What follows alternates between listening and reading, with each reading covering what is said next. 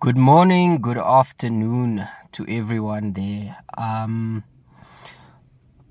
I deliberately took the decision the last 6 years or so not to post or speak about anything politically as much as possible, or as far as possible. It's a decision that I took for my own sanity, for my own mental health. But there's a growing call from some of my friends and family to just make some of these shorter clips, perhaps pontificating on issues that, or give my angle or perspective on things because it seems to have some sort of appreciation. You sometimes have to read the room. You have to be selfish at times, especially if you are very empathetic and sympathetic by your nature, caring by your nature, and feeling and very sensitive to other people and not just yourself and your well-being. So I had to, for a while, become selfish and worry about my own well-being and map out my way forward, because in many activist spaces, in many business spaces,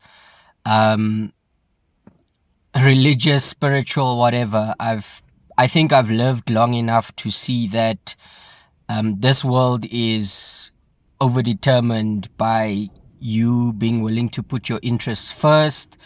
That the overwhelming majority of people will change their values and principles if the amount of money is right. That's part of a very ugly and disgusting part of human nature I've had to learn to accept. I've had to learn to integrate into my consciousness that other dark side of the world that is just the reality that we don't always like speaking about. So I'll be touching on a few subjects or few topics, perhaps just elucidating and referring you to some literature, referring you to some people, referring you to pages, podcasts, channels, what have you, to perhaps bolster your understanding about certain things, and maybe demystifying and unpacking a lot of that, because one of the biggest downfalls of the ruling party, and not only them but other political parties, which is why I'm non-partisan, but I definitely believe in voting. I've seen where it's made a change, and I've seen where it's made a difference in people's lives. But one of the main issues that political parties a lot of them don't focus on, especially those that come from the sort of more traditional, older school, is Paul Ed. Political education is something you never let up on.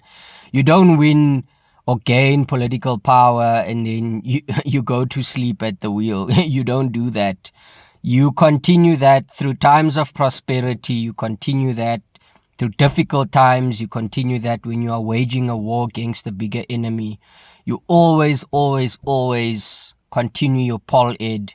And that's not only for your lower ranks, but it's for your the commissariat, your engine room, your think tank that is giving ideological direction within a movement. That's in fact what needs to be the most robust and so thorough, within the upper echelons. And then as it filters down to the critical mass and eventually to the masses, yes, the message sort of is more refined for a wider audience.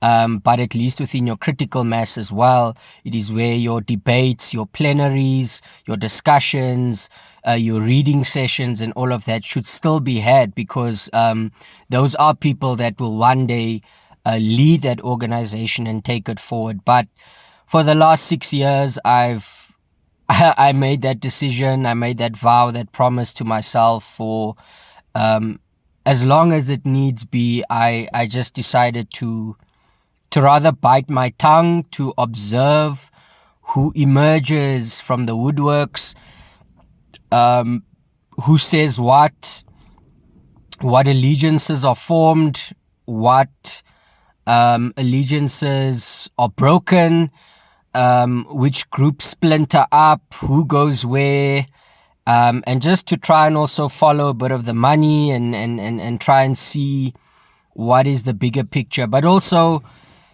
just a final point on that, I'm going to try keep these videos as short as possible. You'll also have a situation, history is a bit cruel in that sense. People who become popular speakers, who become popular on TikTok or Facebook or Instagram or whatever, aren't necessarily the most intelligent, aren't necessarily the most good looking or the brightest or the whatever, for whatever those things count for. Also, the people who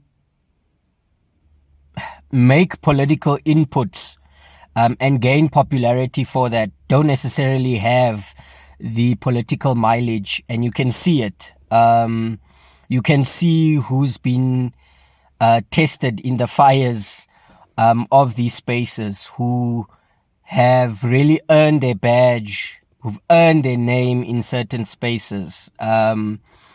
You'll see, you'll pick that up, but it also only comes with experience. But so history chooses those individuals, and fortune favors them, and they get all these accolades. They get and yes, they do put in the work. They do the videos every day, and one or two videos do well, and whatever the case may be. But also people like myself have been instrumental in sharing a lot of that content on our statuses, in individuals' inboxes, and some people might never ever admit that they've been helped to get to the point where they are, where they were not known in a certain province or a certain city or a certain region, but because you've been working the algorithm in your part of the world, and you've been spreading that person's work when they weren't as popular as they were, that does make a contribution. It doesn't mean that you always have to put down money, or that you always have to go on road shows with someone, or whatever the hell people deem to be showing that you are, supportive of their work. These things that when people say like, share, comment, they don't play an insignificant role. They do, because that algorithm sort of cycles that person's work through, and because I'm watching it, or I'm letting it play in the background, people who have my number or who are connected to me in any way, on any social media platform or device, will most likely have that as a suggested video for them. So history chooses those people, and sometimes you must allow, and this is a lesson I've learned. It's a lesson that maybe others in their 20s, in their 30s, whatever, still have to learn and must imbibe. Let other people flourish, even if that is your strong point. Sometimes taking a strategic retreat is a good thing as well. And you allow other people to say things, to do things, and see where the peaks are, see where the plateaus are, see where the shortcomings are, see where you can help this person perhaps, but also always bear in mind the energy that you receive in doing that, because it just is human nature. Some people won't admit it, some people won't say it, but there are people who still, no matter how they punt people working together, no matter how they punt unity, they do still feel threatened by someone who knows more, or is more read, or is more schooled, or is more groomed in a certain field than them. And for some or one or other reason, they feel that whatever space they now have, they want to protect at all cost. So these are things that you pick up in small little vibrations or ethers, or in the ether. Let me say that is communicated to you, that we call energy, that we call an aura, or whatever the case may be. So some people genuinely do feel like they will be displaced, because also you are younger, you are a threat, or you are of a different grouping, or you come from a different place, or you've got a different kind of appeal, and they don't want their place to come under threat in any way. So I observe these things, and I've also made some retreats from some relationships, because we sometimes don't owe people all kinds of explanations about why we hold back off certain work, or why we've delayed on certain work. And then there are maybe people that we do owe that, people who genuinely want the best for us, who pray for us, who mean well for us, who also support us, who share, who like, who follow,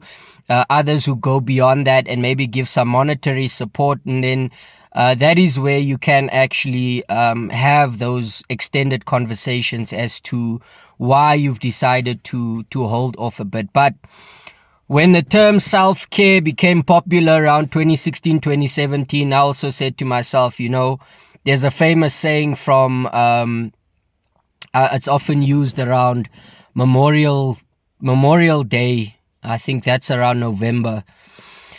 It's a saying around, all gave some, but some gave all. And so I picked that up in a lot of these pro-black spaces or whatever. It's always the same configuration of people who sacrifice their families, who sacrifice their time, who sacrifice their cars, their money, and they are always looked at to sacrifice, and then to the point where it starts actually playing with your mental health. You might slip in and out of depression.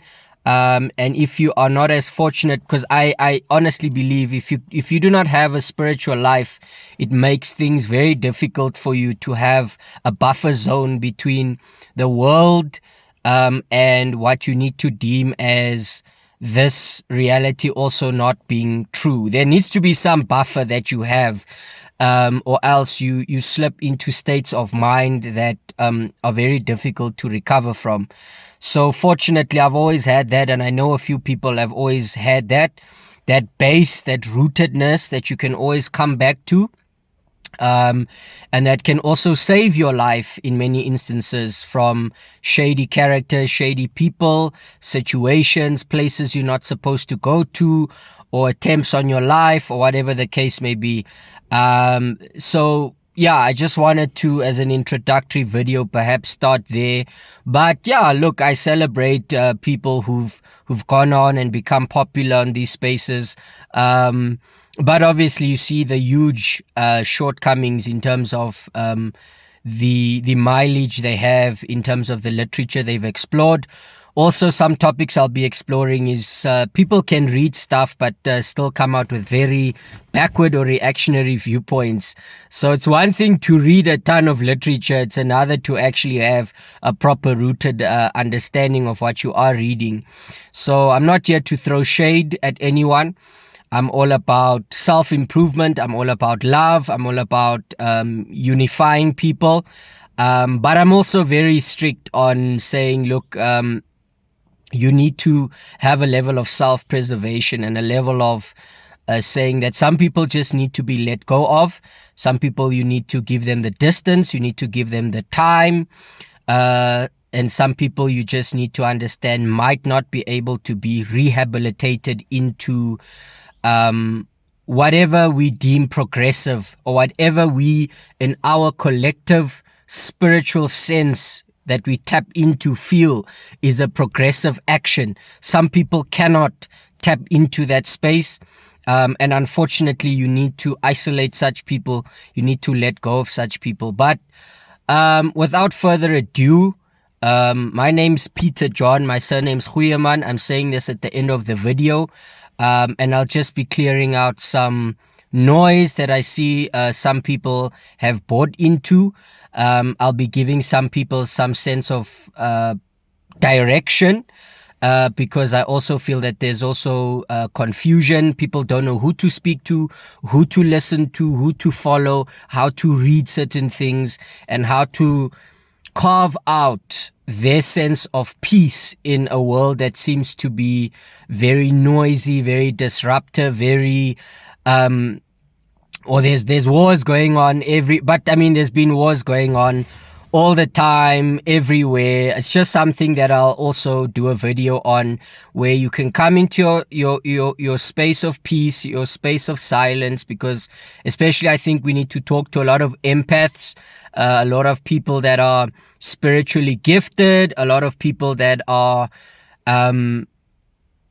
sensitive to external stimuli in their immediate environment, in their city, in the towns that they live, in their province, in their country, and also are somewhat affected by global news. How can you win? How can you find your space of peace?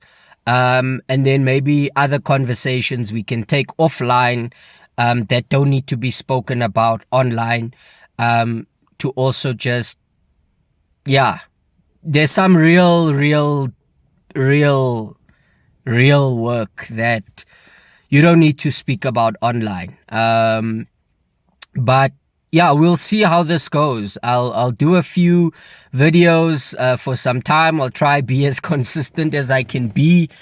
I've got amazing ideas. I've helped many people with amazing stuff on their socials, but I've not, I don't always have the time, but I'm making the time now. Nor do I always have the energy, and I didn't have that space for trolls, that space for racists, the space for bots, the space for idiots, the space for agents, the space for, I think I've mentioned trolls and all of that, but I'll get into this more. I think it's necessary for those who are at various levels of so-called middle class, to start just coming up with some plans to really elevate political consciousness, because it's in a very dizzy space right now. But yeah, let's hold off on this. These videos go quickly. It's already 18 minutes long. But yeah, I think my family pushing me, some saying I should get into this, because I do give a lot of these directives in family meetups on my WhatsApp space, and they feel it's time. I've tapped into it spiritually, because I believe you need to get your answer there first, not from human beings, not from books, but from that umbilical cord that you have with the divine that should direct all your steps, to again put that voice first and say, should I do this? Shouldn't I? And if that voice says yes, then it's a yes. So yes, I'm now doing this, so let's give it a shot. Have a beautiful day. Stay warm, stay safe, stay blessed. Shalom, salam, peace out.